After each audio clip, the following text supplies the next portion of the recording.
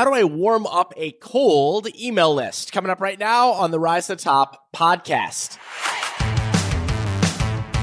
And welcome, my friends, to the Rise to the Top podcast. It's your great and good friend, David Steinberg, a.k.a. Uncle DSG. So excited to glad you. What does glad you even mean? So excited to have you here on the podcast as we dive into a great question from a Create Awesome Online Courses student. I said that we're doing kind of a series here of short episodes where we're taking on big questions and topics, but breaking them down into really easy answers, really easy, simple answers on things. So here's the question: it comes from Julie Cleveland. And so Julie asks, how do I warm up a cold email list? My bad, she said. So I asked for clarification. I said, Julie, what do you mean by cold? What do you mean by cold? And here's what she said. She said, my goal was to hit list building hard and follow up with automated weekly emails to build trust after I completed the course. But I took the opportunity to invite folks who physically visited my business to grab my freebie. This list is around 300 people and is up to 1.25 years old and cold. Okay, so let me translate that in case you didn't quite get what she was saying here. This is a very translatable thing, is that Julie has an email list, right, of people, but she just hasn't been in contact with them, right? That's what we mean by cold. And this happens, right? And this happens, and, it could be for a variety of reasons. Life got in the way. You started and stopped something, whatever it might be. But a lot of times this comes down to not having a strategy, right? It's just saying, hey, I got some people on my email list, but then I never had a strategy moving forward. So I didn't really email them, or I didn't really focus on building those relationships. And so now I've got this very cold email list. What the heck do I do with those people, right? What the heck do I do with those people? Well, we're going to talk about how to warm up that email list right now. So first of all, you have to be thinking about this as well. And this is very important before I even get into the strategies. Do you still want these people on your email list? Number one. I mean, that's kind of Captain Obvious, but think about this. I mean, I don't know if your business has changed. I don't know if your topic has changed at all. So that's something to consider right off the bat. I mean, these people going to be interested in what you're eventually selling, right? So if I had people, opt in for, this random example I always use, if I had people opt in for kettlebell training tips a long time ago, and my course that I'm now going to get back to is going to be about kettlebell training, well, of course I want them on my email list, right? But if maybe they opted in for kettlebell training, but now I'm going to do a course about nutrition, do I really want them? Well, maybe they would be interested in that, but I would want to ask them as well, right? So that's the first thing to kind of keep in mind is are these the people that you still want moving forward? Does that make sense? Okay. So what I would do is the first step is I would remind them that you are alive. So I would send an email out reminding them that you are very much alive, and remind them also what you do and what they opted in for. Okay? Say, hey, you know what? Fun fact, I'm alive. Just letting you know, I was not eaten by grizzly bears that I know of, not yet. And what I do is I help people, get stronger and faster with simple kettlebell training workouts. And what you opted in for, and holy wow, it was a long time ago, but you opted in for a free ebook on getting started with kettlebells. Okay, so you kind of go back and you remind them, and what's going to happen. Now, you don't need to make a massive deal about this, but just be human with people and tell them why you haven't been emailing them.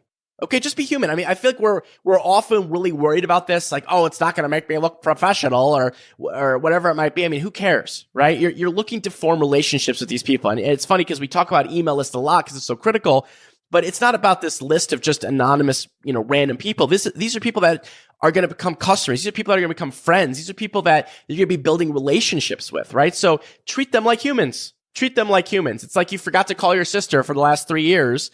You might want to say what's been going on for the last 3 years, right? So you don't need to dote over it necessarily, but just be like, listen, when you opted in and then I got distracted with this or that or whatever, but guess what? I'm recommitting. And that's the key thing, right? You want to recommit to this, because if you're not going to recommit to this at all, you're just wasting our time anyway. You don't want to, rewarm up a cold email list and then just disappear again. That wouldn't be very cool, right?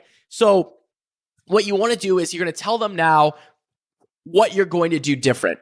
And what I would recommend doing with this is telling them about what content they're going to expect and at what frequency. And this is very important, especially when you're a beginner. When you're way more advanced in the future and you've got 7 zillion people on your email list, there's more complicated things you can do. But right now, let's keep it very, very simple. You're simply going to tell them what you're going to do different. And what I would recommend doing is consistent weekly content. Consistent weekly content. And half the game here is just being consistent. Just being consistent. People are going to hear from you, right? So pick a day of the week, Wednesdays, right? And every Wednesday, I'm going to send you X. Now, X can be whatever.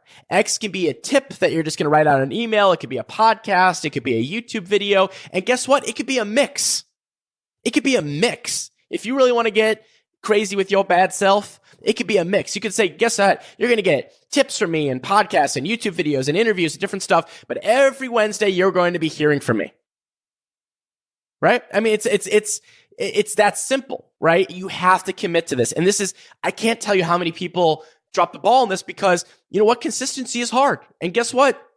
The people that are going to be able to do it are going to be the people that are going to win. And that's what I see. I see from all my successful students, etc. They own a day of the week. They own something that they're going to put out, every week at a certain time. And by the way, this is, again, I know this is kind of on a basic level. Of course, there might be special promotions where you send out more emails or launches or different things like that as well. That's great. That's awesome. But we're talking about just consistent weekly content at this place. So you tell them what you're going to do different. You're going to say, listen, I've piped myself up with caffeine and, 1,000 Red Bulls, and I'm going to be making sure, I'm committing to you that I'm going to be giving you a brand new tip every single week on kettlebell training, right? Whatever the topic is. So you tell them that. And then the last thing that you do is you just say, listen, I understand it's been a while. You can opt out anytime. If you're not interested in that, here's a link you can opt out. You won't hear from me again. We'll part friends, right? So it's that simple. You send out that email and you go from there, right? And then you have to deliver on your promise this time. Like whatever it is, you got to change your mindset, change your habits, change your actions so that you're actually going to deliver this weekly content to people, right? Now, moving forward, by the way, for new people that are opting in, so let's say you're giving away a cheat sheet, a checklist, an ebook, a free guide, whatever it is that you're giving away at the front end of your funnel, right? You want to make sure that you have a warm-up sequence for those. And maybe we'll cover that in a future episode.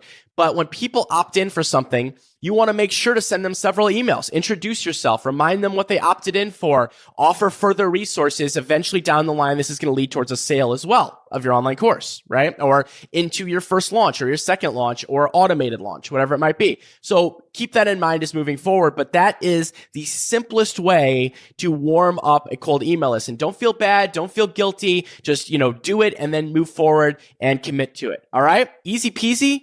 I think it's pretty easy peasy here, right?